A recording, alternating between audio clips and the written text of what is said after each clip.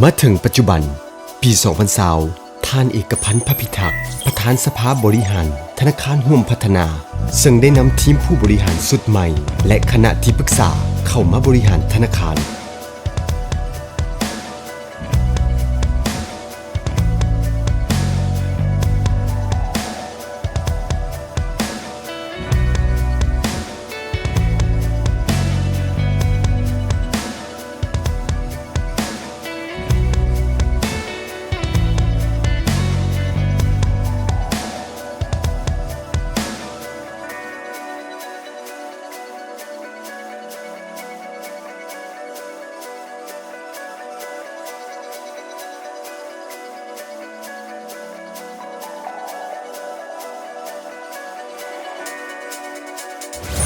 ทีมบริหารสุดใหม่ของธนาคารร่วมพัฒนาเต็มไปด้วยคุณวุฒิระดับปริญญาโทและปริญญาเอกที่มีประสบการณ์ในการเฮ็ดเวียกวิชาเฉพาะหลายกว่า20 ปีหลังจากทีมบริหารสุดใหม่ได้มาบริหารได้สร้างชื่อเสียงให้ธนาคารร่วมพัฒนาหรือ JDB ที่ย่อมาจาก Joy Development Bank เป็นธนาคารบริการที่ดีเลิศบริการลูกค้าทุกระดับทุกชั้นคนด้วยความสะดวกสบายสร้างความประทับใจและความเชื่อมั่นเป็นที่ยอมรับของสังคมเฮ็ดให้ JDB เป็นธนาคารที่บริการด้วยเทคโนโลยีที่ทันสมัยมีความว่องไวได้มาตรฐานสากลเป็นที่ยอมรับของสถาบันการเงินในอาเซียนและสากลธนาคารร่วมพัฒนาได้เพิ่มทุนจดทะเบียนจาก84ตื้อกีบในปี 2012 มาเป็น404ตื้อกีบและเป็น60หน่วยบริการเห็นว่าเพิ่มขึ้น15 เท่าตัวพนักงานเพิ่มขึ้นจาก160 คนในปี 2012 มาเป็น600 กว่าคนในปี 2019 เพื่อบริการลูกค้าหรือประชาชนให้เข้าถึงการบริการของธนาคารได้อย่างทั่วถึงธนาคารร่วมพัฒนาได้พัฒนาระบบ IT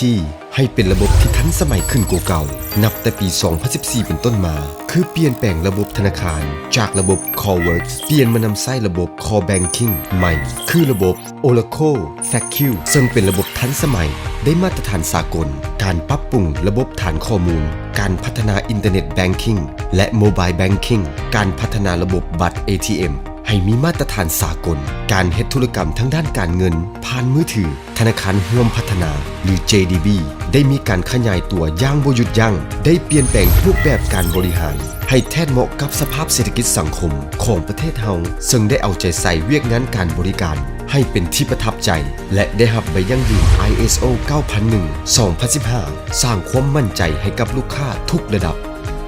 โดยการซี้น้ำของฐานเอกพันธ์ พพิทักษ์ประธานสภาผู้บริหารธนาคารร่วมพัฒนาผู้มีวิสัยทัศน์เปิดกว้างเห็นไกลได้พัฒนาธนาคารให้กลายเป็นธนาคารที่ทันสมัยได้มาตรฐานสากลบริการลูกค้าทุกระดับอย่างประทับใจได้ออกผลิตภัณฑ์โดยสนองให้เข้าถึงกลุ่มเป้าหมายโดยออกผลิตภัณฑ์เพื่อช่วยเหลือสังคมทั้งภาครัฐและเอกชนรวมทั้งบรรดาธุรกิจขนาดน้อยถึงธุรกิจขนาดใหญ่ซึ่งในระยะที่ผ่านมาได้ออกหลายผลิตภัณฑ์ด้านผลิตภัณฑ์สินเชื่อเซ็นเงินกู้เพื่อนักศึกษาภายในและต่างประเทศเงินกู้พนักงานเงินกู้หันทรัพย์เป็นทุนเงินกู้ SME เงินกู้ Corporate และยังให้สินเชื่อในการสร้างเครื่องไฟฟ้าโรงจักรโรงงานและพื้นฐานโครงล่างมีการขยายตัวขึ้นไปเรื่อยๆธนาคารร่วมพัฒนา JDB บริการลูกค้าด้วยมาตรฐานสากลบริการด้วยความสะดวกว่องไวรับประกันความปลอดภัยสร้างความประทับใจให้ลูกค้าและลูกค้าก็มีความเชื่อมั่นต่อธนาคารและมานำใช้บริการนับมือนับเพิ่มขึ้นปัจจุบัน JDB